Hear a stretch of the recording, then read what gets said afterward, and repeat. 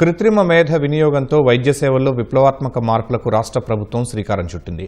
రాష్ట్రంలో 18 ప్రభుత్వ ఆసుపత్రుల్లో సుమారు 40 పరికరాల ద్వారా పైలట్ ప్రాజెక్టు ప్రారంభించారు. సరికొత్త ఆవిష్కరణలతో వైద్య సేవల్లో కీలకమైన స్క్రీనింగ్, పలు రకాల పరీక్షలను చేస్తున్నారు. దీంతో తక్కువ సమయంలో వ్యాధులను వైద్యులు నిర్ధారిస్తారు.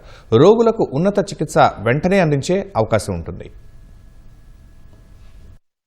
వైద్య సేవల్లో కృత్రిమ మేధ ఆధారంగా చేపట్టిన పైలట్ ప్రాజెక్టుల అమల్లో భాగంగా రోగులు, వైద్యుల మధ్య జరిగే సంభాషణ రికార్డు చేసి దాని ఆధారంగా వ్యాధులపై నిర్ధారణకొస్తున్నారు.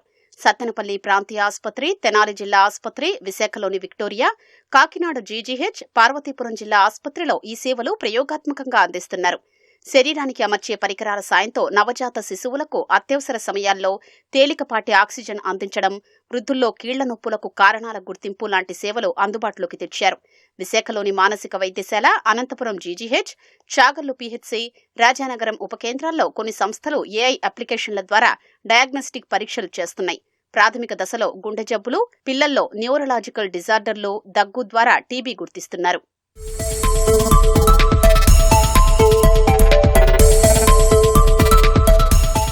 గుంటూరు జీజీహెచ్లో ఏఐ కెమెరా ద్వారా గర్భాశయ ముఖద్వార క్యాన్సర్ గుర్తింపు, సూట్ కేసులో ఇమిడిపోయే పరికరాలతో కాటరాక్ట్, డయాబెటిక్ న్యూరోపతిల్ని గుర్తిస్తారు.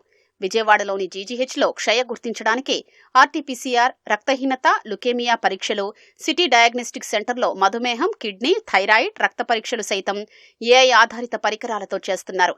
టెలిమెడిసిన్ ద్వారా రక్త నమూనాల అవసరం లేకుండా కంటి చిత్రంతో రక్తహీనత, స్టెథోస్కోప్కు చిన్న పరికరం అమర్చి ఈసీజీ లేకుండా గుండె సమస్యలు గుర్తిస్తున్నారు. ఐసీయూలోని రోగులకు పరికరాలు అమర్చి బీపీ, పల్స్, శరీర ఉష్ణోగ్రతలు, ఆరోగ్య స్థితి పర్యవేక్షణ లాంటి సేవల్ని పాడేరు, కర్నూలు, అనంతపురం జీజీహెచ్లతో పాటు తిరుపతిలోని రుయా వైద్యశాలలో అందిస్తున్నారు. ఆయుష్మాన్ భారత్ ఐడీతో అనుసంధానం చేయడంతో ఎక్కడి నుంచైనా రోగి ఆరోగ్య వివరాల ఆధారంగా సులువుగా సేవలందించేలా ఏర్పాట్లు చేస్తున్నారు.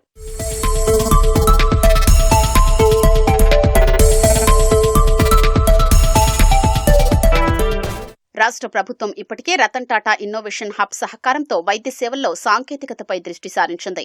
నూతన ఆవిష్కరణకు ఏపీ మెడ్క్ ఇన్నోవేషన్ ఛాలెంజ్ పేరుతో దరఖాస్తులు ఆహ్వానిస్తే 297 దరఖాస్తులొచ్చాయి. వీటిని పరిశీలించిన క్యాత్ 18 సంస్థల్ని ప్రభుత్వానికి సిఫార్సు చేసింది.